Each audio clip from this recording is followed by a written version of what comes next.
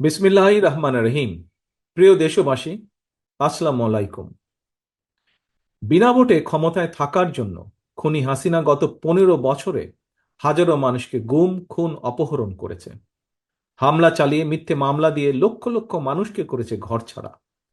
রাজনৈতিক উদ্দেশ্য প্রণোদিত মামলায় হাজার হাজার মানুষকে বছরের পর বছর ধরে কারাগারেই জীবনের সোনালী সময়গুলো কাটাতে বাধ্য করেছে।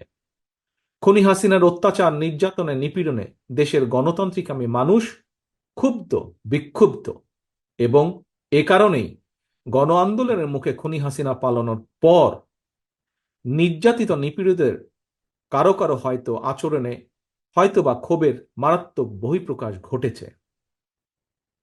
প্রিয় দেশবাসী, গণহত্যাকারী খুনি হাসিনা পদত্যাগ করে পালানোর পর আমি তাৎক্ষণিকভাবে দেওয়া একটি বক্তব্যে সবার কাছে আহ্বান জানিয়ে বলেছিলাম, বিজয়ের কাছে পরাজিতরা নিরাপদ থাকলে বিজয়ের আনন্দ মহিমান্বিত হয়।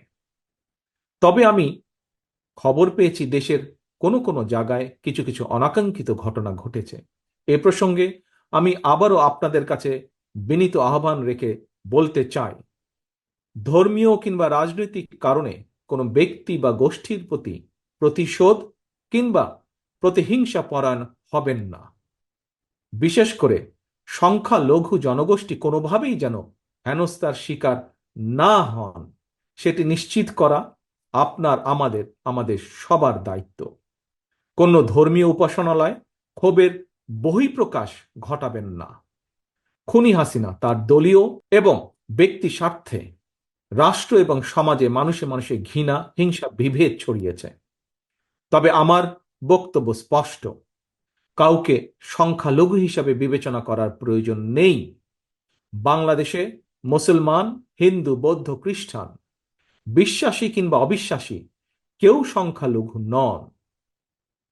বরং আমাদের একটি পরিচয়, আমরা সকলে বাংলাদেশী। সুতরাং ব্যক্তি হিসাবে কারো প্রতি কোনো ক্ষোভ থাকলে প্রয়োজনে আইনগত পদক্ষেপ নিন, কিন্তু দয়া করে আপনারা কেউ নিজ হাতে আইন তুলে নেবেন না। অন্যকে নিরাপদ রাখুন, নিজেকেও নিরাপদ রাখুন। নিজের মহত্ব দিয়ে প্রমাণ করুন আপনি আওয়ামী লীগ নন, বরং আপনি একজন মানুষ। প্রিয় দেশবাসী, ভাই বোনেরা, আরেকটি বিষয়ে আমি আপনাদের দৃষ্টি আকর্ষণ করতে চাই। আইন শৃঙ্খলা বাহিনীর কোনো কোনো সদস্যের প্রতি কারো কোনো প্রতি ক্ষোভ থাকলেও নিজেরা প্রতিশোধ গ্রহণ করবেন না। আইন শৃঙ্খলা বাহিনী কিংবা জনপ্রশাসনের কেউ অন্যায় করে থাকলে রাষ্ট্রের প্রচলিত আইন অনুযায়ী তাদের বিরুদ্ধে ব্যবস্থা গ্রহণ করা হবে। দেশে কোনো সরকারি কিংবা বেসরকারি প্রতিষ্ঠান কিংবা বিদেশের দূতাবাসগুলো নিরাপদ রাখা আমাদের সকলের কর্তব্য, সকলের দায়িত্ব। খুনি হাসিনা এতদিন এসব প্রতিষ্ঠান তার পারিবারিক প্রতিষ্ঠানের মতন ব্যবহার করলেও এগুলো জনগণের সম্পদ, এগুলো রাষ্ট্রীয় সম্পদ, কারো ব্যক্তিগত কোনো সম্পদ নয় এগুলো। প্রিয় ভাই বোনেরা, প্রিয় দেশবাসী, সবশেষে আমি আবারও আপনাদের কাছে বলবো, কোনো অপশক্তি যাতে ছাত্র জনতার সফল বিপ্লবকে লক্ষ্যচ্যুত করার সুযোগ নিতে না পারে, এই জন্য আমাদের প্রত্যেকটি মানুষকে অত্যন্ত সতর্ক এবং সজাগ থাকতে হবে।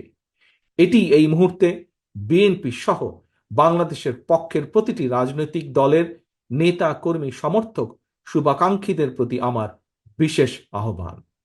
আল্লাহ হাফেজ। বাংলাদেশ জিন্দাবাদ। বাংলাদেশ জাতীয়তাবাদী দল জিন্দাবাদ।